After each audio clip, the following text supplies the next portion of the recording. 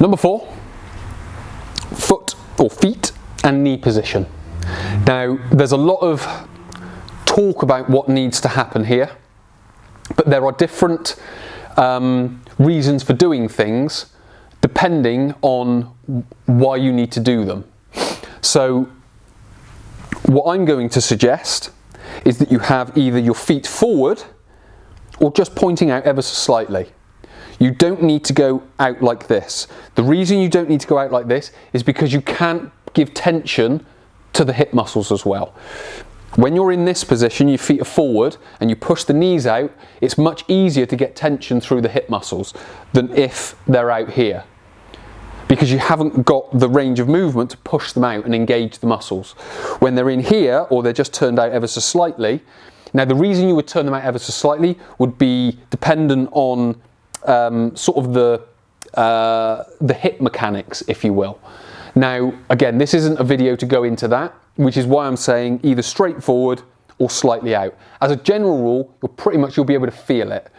If you're in here and you can't get your knees out and they're sort of inside, then you need to just point them out ever so slightly just to get the knees out, and then you can get that tension in the hip.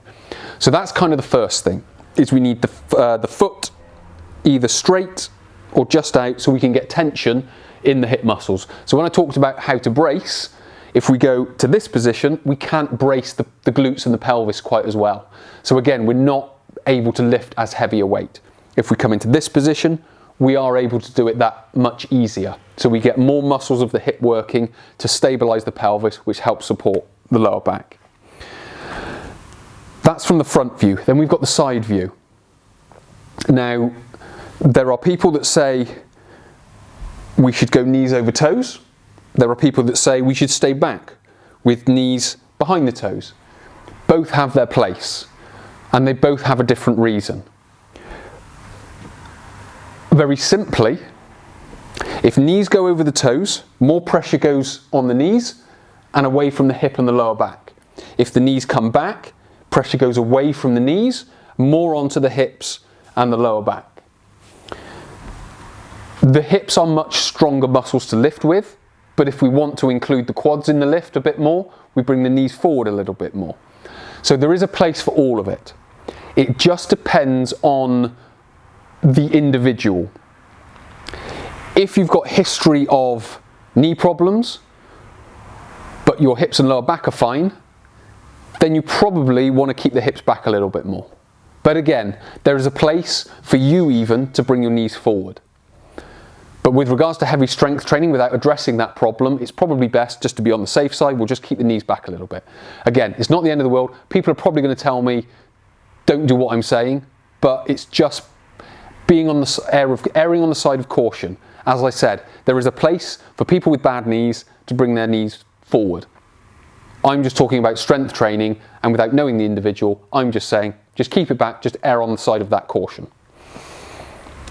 If you've got back problems, it may be worth bringing the knees forward a little bit more, keep the body up a little bit, upright a little bit more.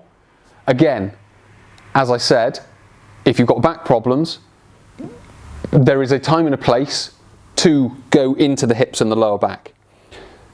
So we just have to be able to know what to do and when to do it, because all options are on the table. It just depends.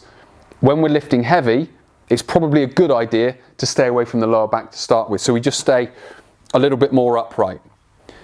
When we go into a rehab type of phase to the training, then we start building the knees back and the body over and the lift.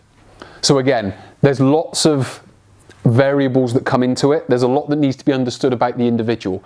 I can't just stand up here and say, this is the way you need to lift, because I don't know who you are, I don't know your injury history, I don't know your genetics in so much as femur length, torso length, shin length, so on and so forth, because all that will influence how you need to lift and how you're going to lift, which are two different things.